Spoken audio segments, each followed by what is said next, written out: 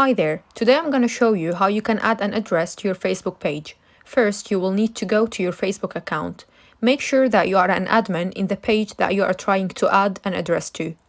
Facebook has updated pages, so now you will need to switch to the page profile instead of staying in your personal account to be able to make changes to your page.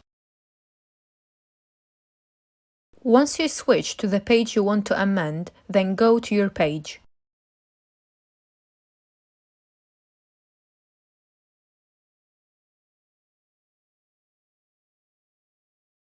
Click About, and then Edit Public Details.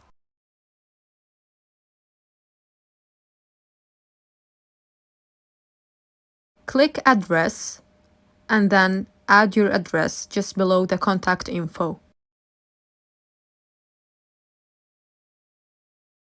You can drag the map to the location of your business. Click Save.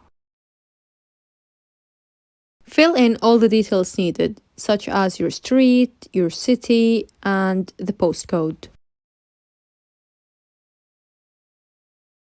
If you don't have one, you can simply choose not to add it. Bear in mind that you can only add one address. Also, if you connect your page to an Instagram profile, adding or updating your page's address will add your location to the Instagram map as well.